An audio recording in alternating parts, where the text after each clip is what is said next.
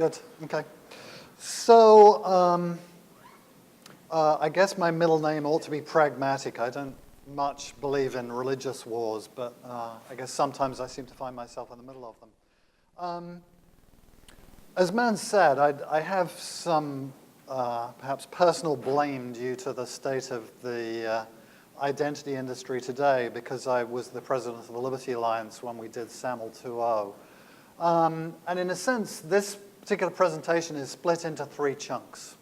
And I've got too many slides, so I kind of want audience direction as to which I'm going to skip. So it's roughly in 3 sections. So one is why passwords suck, which I suspect is the one we can blow through most quickly.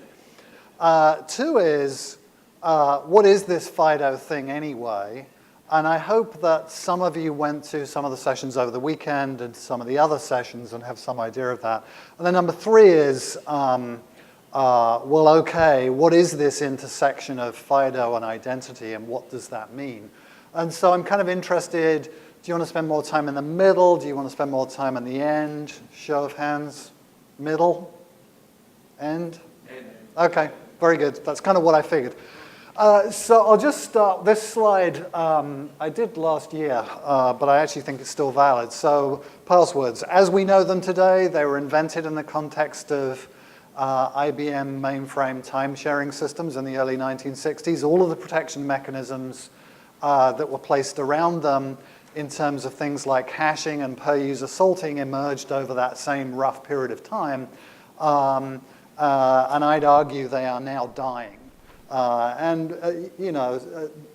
Stuart Alsop famously predicted the death of mainframes back in the 90s. And so I'm not predicting passwords are going to quite die any day yet, but I think we are now within sight of the end on that. So let me get going with the main piece of the deck. So roughly 3 reasons why passwords suck. So one is users can't stand them. And I remember when I ran Liberty back in the day, so this was 2002, 2003 timeframe. If you asked internet users back in the early 2000s, how many internet user IDs and passwords do you have? They'd say, oh, I don't know, 4 or 5. Why'd you ask? You ask the same question now, you get this sort of glazed look on their face, and they reach out as if to strangle you and say, I've got 35 of the damn things and I can't cope any longer. And I suspect folks in this room have probably got way more than 35. For organizations, they're difficult to secure. As an ex-CISO, as Men said, I was the Chief Information Security Officer at PayPal for 7 years.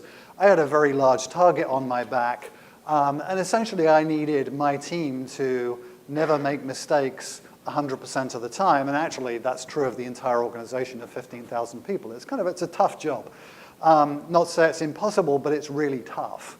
And so some of the hypothesis here is we actually need to be moving the target away from these great big juicy piles of data that corporations are sitting on top of and trying to protect, and distributing that out. And then the third piece is just passwords are simply not working for the ecosystem as a whole. So anyway, the lovely chart on password reuse, which that's the good news of data breaches around passwords, is we actually know now how bad the problem is, which we didn't until fairly recently. Users get peeved with them because they can't remember their own password, and therefore they can't get onto some particular site. This is the joyful pictures of people using GPUs, which turn out to be really good at calculating password hashes, and people have basically built productionized versions. So that is a real photograph of a GPU cracking array.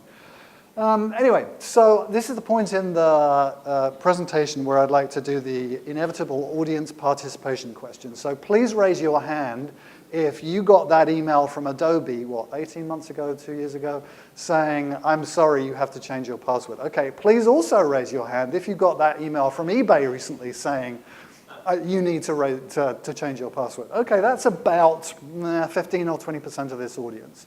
That is the hypothesis about why centralized storage of authentication credentials is not a good thing.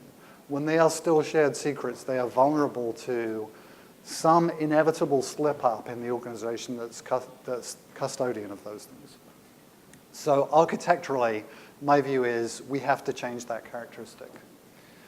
And then this is the last one. It's kind of a joke. Do you really want your fridge to know your PayPal password? But it's actually not so much of a joke in the sense that we can all talk about where all this lovely technology and the Internet of Things is going, and the notion of your refrigerator being able to go to Safeway.com or wherever and ordering some milk and some OJ and some eggs because you're running low on all three. But in which case, your refrigerator has actually got to be able to transact electronically. Do you really want to give it your user credentials that you may also have used in a bunch of other places? And this, in a sense, is the problem we're facing. So it's kind of cutesy, but it's not so much. This one I'll slow down a bit on for just a moment.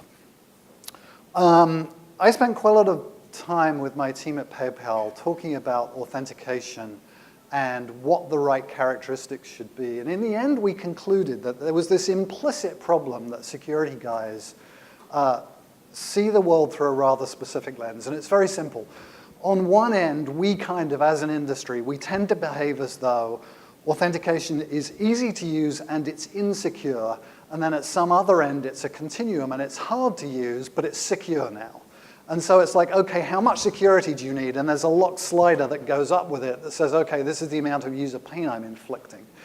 And we just essentially realized, no, this is like a magic quadrant chart. Decouple those two axes. And once you start to think through that particular lens, you start to realize, oh, there really are solutions down here in the just easy. It's extremely usable, but it's insecure. As well as there are solutions up here in the it's unpleasant to use and it's unusable. And people say, really? There's that stuff? It's like, okay, go to the UK, get an online bank account. And that's a great example of unpleasant technology that's been deployed en masse to users. They don't use it voluntarily. They only use it because if you have to get access to your online bank account, that's the only way to do so. The really interesting thing is up here where it's both easier to use. There is just buckets of research that shows users don't like technology that's hard to use. And this is absolutely true in authentication. And so the real magic here is make it better for users in the sense of easier to use, but also better for the relying parties in the sense of stronger. Relying parties care about the better because they lose money if they don't. So anyway, let me blow through FIDO very quickly. So FIDO is simply a open standards organization, very much like any other de facto standards organization. I'll talk a bit about membership growth, but essentially all we're doing is developing open standards and publishing them. And so we published a bunch of draft specifications earlier this year. We'll be publishing those same specifications in a fairly short period of time as implementation drafts, meaning that they're now more widely implementable. One of the keys, though, is, let me go back to this one. Okay, so the basic notion is actually fairly simple. So it's this idea that today, if I pick up my phone, which I left over there, but and authenticate to some online web server using that, I might as well be using a 3270 terminal. It's got a screen and it's got a keyboard. The keyboard is some tiddly virtual keyboard, but it's still a keyboard. And then we ship the credentials up to the sky. Meanwhile, that phone on the desk over there is significantly more powerful than the first mainframe that I used, and it probably is more powerful than any piece of gear that probably each of us in this room used early in our career. It's like, okay, it's an incredibly powerful device, and we're using it as a 3270 emulator to all intents and purposes. There has to be a better way. And so the basic model is actually fairly simple, which is implement a protocol where the user authenticates to the device, and then the device authenticates to the remote online service provider, relying party, call it what you will. And that has a whole number of advantages, not the least of which is, and this is one of the reasons why when I was at PayPal, we concluded we needed something, was because I can tell you flat out, as a CISO, I wanted to deploy other authentication options. And my team would go look at them and say, okay, there's this great technology vendor X over here. And I'd say, okay, how much is it going to cost me and how much is it going to integrate? And the answer always came back of kind of, well, ignore the licensing costs. If you picked vendor X and then you later decide, and you'd spend several $million doing the integration to vendor X, and then you decide you'd fall in love with vendor Y, you'd have to go reintegrate, and you'd spend that integration money all over again. And so the intention of FIDO is very simple. It should be effectively like the SSL, as it were, for authentication. You do authentication once from an integration perspective, and you can decide by policy which authenticators you're prepared to accept and which you're not. That basically is the story of FIDO in a nutshell. And it's just simply a whole series of standardized protocols to allow that to occur. A whole bunch of detail, and I'm certainly not attempting in this presentation to sort of really do the definitive, this is FIDO explained 101 or 201 or whatever. Worth noting, Rajiv, actually a few people have talked about this over the course of the conference, but it's worth stating again. FIDO's view of identity is unique to that device and that user and that relying party. So essentially, it's that triplet of things is what makes that particular identity unique. Now, that is explicitly worth noting, and it's been done that way for a reason. So FIDO is, in a sense, a very simple protocol. It's very privacy enhancing. We deliberately designed it that way. But it's also simple, and we've deliberately tried to make it a two-party protocol, not a three-party protocol or a four-party protocol, but a two-party protocol. So one of the effects of that is, segmentation of risk, as it says, and I alluded earlier, the secrets are all essentially widely distributed, so there's no single point of attack any longer. It's like, yeah, you can worry about rubber finger attacks against people who are wandering around with fingerprint readers on their smartphones, but honestly, if I need to attack Rajiv and his smartphone, I'm just going to, if I can get close enough to him to get his rubber fingerprint, I'm going to hit him with his $5 hammer. That's the favorite attack. And that is the truth. It's like scalable attacks mostly go away with FIDO. There's some details around that. But anyway, so I mentioned this earlier. We launched the Alliance last February with 6 companies. The damn thing has grown like a weed. Membership growth continues to go up. It's a great thing. We've got a huge number of platform providers, technology providers, authentication providers, as well as relying parties who really drive the business requirements for the Alliance. So net, it's a great story. But actually, none of that is what the sort of guts of this presentation is about. This discussion is mostly about, as I said, well, what does FIDO mean for identity? So, as I said, a bunch of great companies, a number of whom have been at this conference, and a few of whom are in this room. Anyway, so I stole some slides from Paul. I'll be pretty upfront about that, because there's really 2 sets of implications around once you start thinking about identity and authentication. So let me go through it. So one is, and this relates to the name of the presentation itself, there's this hole in identity is how I describe it, which is, so you've got messages flying around all over the place between IDPs and principals and relying parties, and then there's this little bit up here that basically says, and it all comes to a juddering halt when, and essentially the IDP now has to make a decision about how to authenticate this user. And then once they've done that, whatever that is, all the messages start flying around again.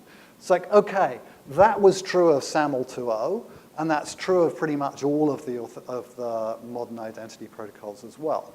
And there's a reason. As an industry, we never fixated on this problem. I find it really interesting at this conference how much everybody is talking about authentication, and people aren't so much talking about this other stuff. The authentication, in a sense, is the hard stuff. So anyway, this is a great slide from Paul. It talks about the complementarity of what FIDO is focusing on, what Federation is doing. I can let you guys read. So this is where, so Paul mapped assurance and frequency of login. So these next 4 slides of his are kind of a build. But it's very compelling. Essentially, it's saying, look, today, status quo, passwords for the most part, largely low assurance and largely used a lot. It's like, okay, that's not actually a great set of characteristics. Federation kind of does 2 things. One is because you're working with a higher quality IDP, presumably they can actually sort of use, stop users from using stupid passwords, as well as effectively you're getting an SSO effect. And so, by definition, you should be seeing in a federation-based world fewer authentications and better quality ones, not necessarily brilliant ones, but better. Whereas when you look at FIDO, what it's doing is, in a sense, it's really driving up assurance. Now, I'd argue, because, by the way, think about FIDO, what I said earlier. You authenticate to the device, and then the device authenticates to the relying party, typically using the magic of public key cryptography. If I authenticate with a swipe on a Galaxy S5, that sounds like a biometric event, and then it's also coupled with a public-private key exchange. That pretty much sounds like strong authentication to me. So by default, FIDO is giving you easy-to-use strong authentication. But what it isn't doing directly is really addressing the frequency problem. Because I said this earlier. It's like, OK, there is a unique set of credentials per device, user, and relying party. So you as a user are going to have to start trudging around different relying parties, adding accounts. Well, guess what? That's what you do today. But today you have to do it with user IDs and passwords. But in a sense, it's really today's model. Because, as I said, we constructed it deliberately as a two-party model. So you can read all that. So this is where it gets interesting. When you get FIDO and you get a federated approach, you really do now start to get the best of all worlds. You're getting strong credentials that are easy to use, that don't have to be used very much. And I'd submit this is where we probably should have tried to go a decade ago when we first started thinking about federation. And I think we, in a sense, we missed the obvious thing that was kind of staring us in the face of what we really needed to do. And I'm actually very excited that what FIDO is working on actually sort of finally puts us in sight of that. So this is, I think, a really important takeaway. It's kind of, Paul's presentation, the one he stole, that I stole the slides from, was called, I think, FIDO and Federation Better Together or some such. And it's a great title, and it actually really does sum up sort of one set of implications, which is you use identity protocols and you use modern authentication protocols, and the world suddenly becomes a whole lot better. The other thing I wanted to mention briefly is, so good old 800-63, i.e. levels of assurance. It's an interesting model. I'd argue it's, in fact, philosophically entirely broken. So by the way, the architect in me, if I sort of go back to this page, these separations are actually quite clean in the sense that you've got a bunch of stuff being dealt with by the identity protocols, and then you've got a bunch of stuff being dealt with by the FIDO protocols. And for the most part, they don't interact with each other, nor should they. They don't tread on each other's toes, nor should they. And sort of just they should work with each other rather nicely. But when you come back to this chart, that is no longer the case. So 800-63 includes notions of both how strong the identity proofing is of some particular individual and how good the authentication is.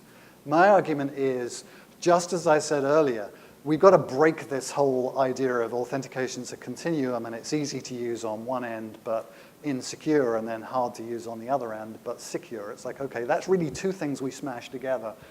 The assurance level model here is smashing two things together. We have to break it apart. We've got to talk seriously about what are the characteristics that represent the strength of identity proofing on one axis, and then what are the things that represent the authentication strength on the other axis. And this is all work TBD. There's barely anybody thinking about this problem yet, but I believe this is in our fairly near-term future, that as FIDO starts to get market traction, we actually really have to think about this.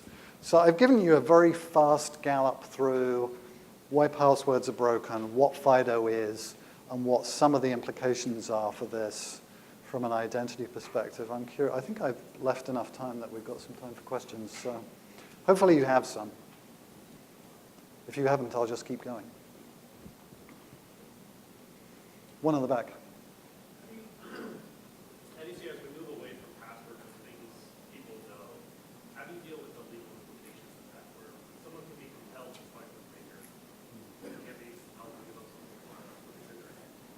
So the question was essentially down to how do we, and if I'm paraphrasing, but kind of like where are the actual authentication modalities themselves going, and where should we be converging to? It's an interesting question, and there's that great quote from Niels Bohr that says, in a different context, prediction is hard, especially when it involves the future.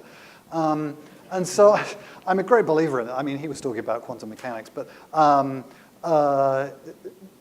nonetheless, there's some truth to this, which is to say, and in a sense, from a FIDO perspective, I really don't care. I mean, that sounds like a funny thing to say. But actually, all FIDO is trying to do is say, look, there's this damn framework that you can use. You can plug in whatever authenticator you like. I don't care if it's a fingerprint reader, a voice print reader, a facial recognition, an eye recognition, a pin that's stored securely in a TPM chip or in a secure element or whatever it is. It's like all of those are completely fine to me. In a sense, it's kind of like, okay, what works for users the best and what works for relying parties? And so I'd argue what FIDO ought to be doing is providing a framework that we can actually do some experimentation and finally get to see what really works there in the market, because today, the frictional characteristics and the implementation and deployment characteristics have stopped us from doing any real experimentation. Another question sort of in the middle.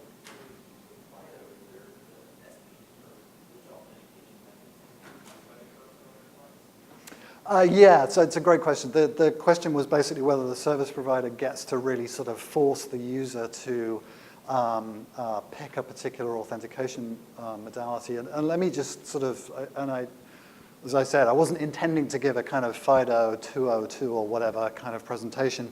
So roughly, FIDO actually simply allows the relying party to tell what the user is capable of using. And based on that, if a device is capable of supporting more, I mean, I talked earlier about a smartphone. If a smartphone's got a fingerprint reader and a front-facing camera that's good enough to do facial and eye recognition and a good voice print stack, and all three of those are deployed on the piece of hardware, then the user and the relying party, in a sense, like sort of SSL gets negotiated, get to jointly decide. So the relying party may have very high security requirements. It actually may care. If it's a bank, it probably does care. On the other hand, many relying parties probably don't give a damn, and they'll just use whatever is easiest for the user. But out of the things I just described, I mean, you know, none of those three biometrics are perfect. You know, fingerprint readers are notoriously sort of error-prone in certain situations, especially among certain populations. So little old Asian ladies don't have great fingerprints, for example. It's just like, okay, get over it. So I think we're in this period of experimentation while we figure this out.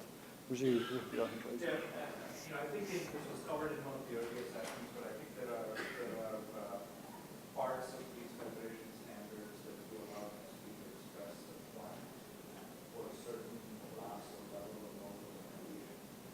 And then FIDO itself is, Michael said, is pluggable from that perspective. The gentleman who asked about consent, you know, I think things like user consent is culture specific, sometimes regulation specific. And I don't think that we're ever going to have a magic digit that constitutes the ideal form of user consent. I think it's going to be something that evolves in the marketplace through a set of forces, including some legislation from regulators and others. I has been in that situation at PayPal, where he's had to draw and negotiate regulation in that area. I did it in the PKI days with this stuff, and look where we ended up. There's an e-sign bill. I'm sure you guys have used DocuSign at some point. That little scribble on my phone constitutes your consent. So I think the technology itself will probably morph, change, and adapt. The important thing is to have a framework that's going to survive. So, any more? I think we might have time for one more quick one. Yeah.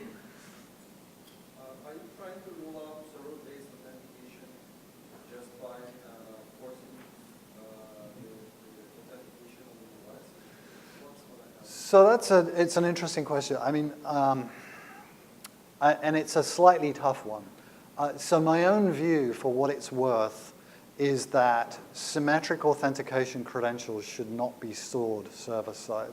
They're too dangerous, especially when one is talking about things like biometrics. I know there are people who disagree with that, but I'm telling you that as kind of with 7 years of experience as a CISO under my belt, it's really tough to adequately protect that stuff. And I'd argue that we are better architecting them out. Now, there are some people who will say, oh no, we're in this transitional period, we should kind of, you know, allow some of that over some period of time and then move towards it. And hey, as I said, I'm a pragmatist. I mean, fundamentally, we may be doing quite a bit of that, but I don't know that it's necessarily the really best way to do it, simply because it does leave this damn great target that's a centralized place for attackers to go to that's entirely scalable. But there are mechanisms like privacy preserving authentication, which doesn't leak in any of the secret, but still potentially server-based. Yeah, I know. Sorry, I'm a skeptic. I mean, you know, when you, in the end, if it is some kind of symmetric credential, if it's stored on the server, it's going to be a legitimate target. And that's all there is to it. And I mean, people would say that arguably about, hey, a hashed password is you know, has those same characteristics. And it's like, guess what? Nobody predicted GPU-based cracking arrays a couple of years ago, but here they are. So I'm sorry, like I say, I'm in a sense, I've got the scars of being a chief information security officer and trying to protect that kind of infrastructure, and it too much informs my worldview. Now, what I just told you is one man's worldview, nothing more. But that's my personal opinion. So anyway, I think we're probably pretty much at time. I see red lights flashing behind me. That's never a good sign. So I think we're done.